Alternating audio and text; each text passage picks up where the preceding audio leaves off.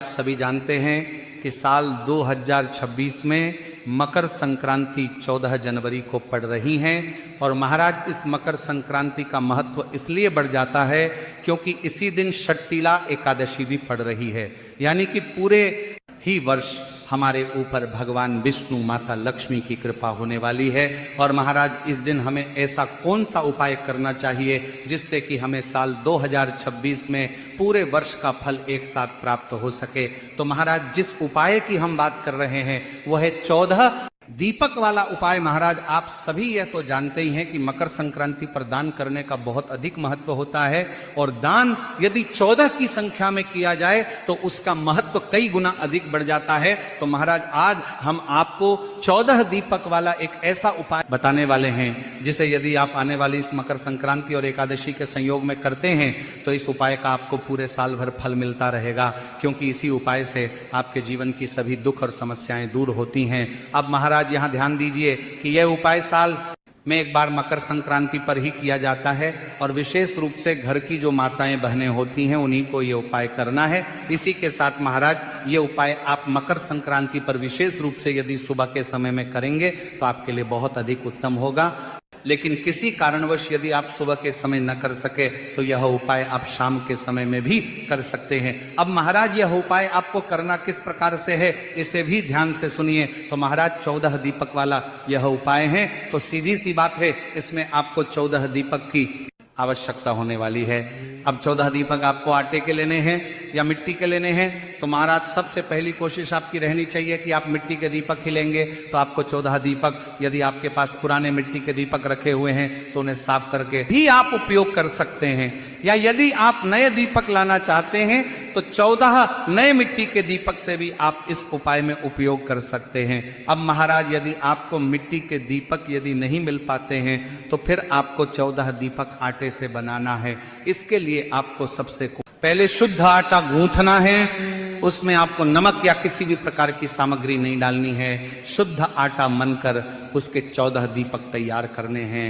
अब ये दीपक आपको तैयार तभी करने हैं जब यदि आप सुबह इस उपाय को कर रहे हैं तो आपको 1 घंटे पहले इन दीपक को तैयार कर लेने हैं, या शाम के समय कर रहे हैं तो शाम को उपाय से 1 घंटे पहले तैयार करके रख देने हैं। अब महाराज उपाय को करना कैसे हैं इसे भी ध्यान पूर्वक सुने। माताएं बहनें विशेषकर ये उपाय करेगी। अब महाराज 14 दीपक लेने के बाद इनमें आपको बाती की कौन सी रखना है इसे भी ध्यान से समझिए। तो देखिए आपने जो 14 दीपक तैयार किए हैं इन सभी में आपको लंबी हुई की बाती का प्रयोग करना होगा।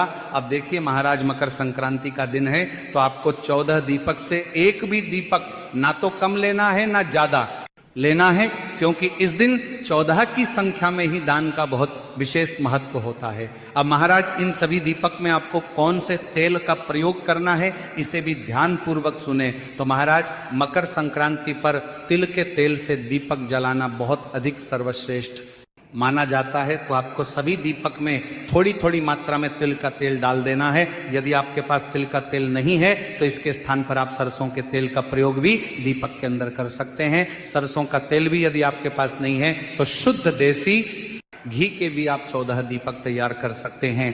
तो सबसे पहले कोशिश कीजिए तिल का तेल आप इन दीपक के अंदर डालें। तिल का तेल नहीं मिल पाता है तो फिर सरसों के तेल या शुद्ध घी का प्रयोग आप इन दीपक में कर सकते हैं। अब महाराज यदि आप सभी दीपक में तिल के तेल का प्रयोग कर रहे हैं तो फिर आपको सभी दीपक में काले तिल नहीं डालने हैं, लेकिन यदि आप सभी दीपक में सरसों के तेल या शुद्ध घी का प्रयोग कर रहे हैं तो फिर आपको 14 दीपक में थोड़े थोड़े काले तिल के दाने भी डालने होंगे। तो महाराज इस प्रकार से आपको अपने ये 14 दीपक तैयार कर लेने हैं और इन्हें आपको किसी भी एक प्लेट में या फिर थाली में रख लेने हैं।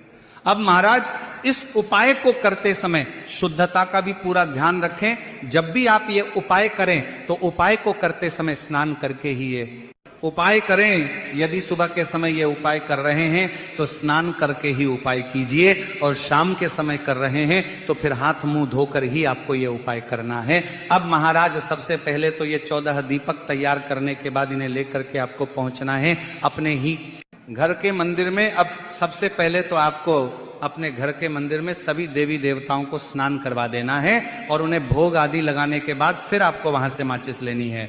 अब महाराज ध्यान दीजिए, ये जो 14 दीपक है ये 14 अलग अलग स्थान पर लगने हैं वाले हैं, इसीलिए इन्हें आपको अभी जलाने नहीं है। तो महाराज 14 दीपक में से आपको अपना पहला दीपक निकालना है और इस पहले दीपक को आपको अपने घर के मंदिर में, चाहे लड्डू गोपाल जी हो, भगवान शिव जी हो या अन्य देवी देवता हो, तो उनके लिए आपको सबसे पहला दीपक उनके सामने प्रज्वलित करना है। तो पहला दीपक आपको अपने घर के पूजा मंदिर में रखना है और उसके बाद आपको भगवानों से प्रार्थना कर लेनी है। दीपक को रखते समय इसके नीचे गेहूं या फूलों का आसन जरूर लगाएं, यानी कि आपको खाली जमीन पर दीपक नहीं रखना है, उसके नीचे आपको कुछ ना कुछ आसन जरूर लगाना है। अब महाराज दूसरा जो दीपक है इसे आपको लगाना है तुलसी मैया के पौधे के पास में। तो आपको दीपक को लगाने से पहले थोड़े से अनाज की दाने या फूल की पंखुड़ियां रखकर फिर उसके ऊपर आपको यह दीपक रखना है और आपको यह दूसरा दीपक तुलसी माता के पास ही लगा देना है। अब तीसरा जो दीपक है इसे आपको लगाना है अपने रसोई घर में, जहां कहीं भी आप भोजन बनाते हैं अपने घर में, वहां पर यह तीसरा दीपक आपको लगा देना है। अब महाराज चौथा जो दीपक है इसे आपको लगाना है अपने घर की दहलीज पर, यानी कि अपने घर की चौखट पर। तो आपके मुख्य दरवाजे के वहां पर आपको यह दीपक लगा देना है। अब महाराज पांचवा जो दीपक है इसे आपको लगाना है अपने पितरों के लिए, और पितरों के लिए जब भी कोई दीपक लगाया जाता है तो इसका मुख हमेशा दक्षिण दिशा की ओर करके ही रखा जाता है। तो आपके घर में जहां कहीं भी पीने वाला पानी रखा होता है, जहां भी मटके रखे होते हैं, वहीं पर आपको यह पांचवा दीपक दक्षिण दिशा की ओर मुख करके अपने पितरों के लिए रखना है। तो महाराज ये जो 5 दीपक है ये आपको अपने घर में ही लगाने हैं इन 5 स्थानों पर। अब देखिए महाराज छठवां जो दीपक है ये आपको जलाना है जल के पास में, यानी कि यदि आपके पास किसी भी प्रकार की नदी है, कुआं है, तालाब है, बावड़ी है, वहां जाकर के आपको ये छठवां दीपक लगाना है। अब महाराज मान लीजिए कि यदि आपके घर के आसपास कोई नदी, तालाब या कुआं, बावड़ी नहीं है तो फिर आपको अपने घर पर ही एक खाली पात्र में पानी भरना है, उसमें आपको थोड़े से फूल वगैरह डाल देने हैं गंगा जल की, उसमें 1 से 2 बूंदे डाल देनी है और इसके बाद आपको इस थाली के बीचों बीच अपना ये छठा दीपक रख देना है और इसे आपको लगा देना है। तो महाराज यदि आपके घर के आसपास कोई नदी, कुआं या बावड़ी है तो वहीं पर आपको यह दीपक लगाना है, लेकिन नहीं है तो फिर आप इस प्रकार से अपने ही घर जल के लिए एक दीपक लगा सकते हैं। अब महाराज 7वां जो दीपक है इसे आपको लेकर के पहुंचना है बेलपत्र के वृक्ष के नीचे। तो वहां पहुंच करके आपको अपना ये 7वां दीपक रखना है, इसके नीचे भी आपको आसन लगाना है और फिर इसे आपको बेलपत्र के वृक्ष के नीचे ही जला देना है और इसके बाद आपको भगवान शिव से और माता पार्वती से प्रार्थना कर लेनी है। अब महाराज 8वां जो दीपक है इसे आपको आंवले के वृक्ष के नीचे लेकर के पहुंचना है और आपको इसे वहां जाकर के जला देना है और आपको भगवान विष्णु से, माता लक्ष्मी से प्रार्थना कर लेनी है।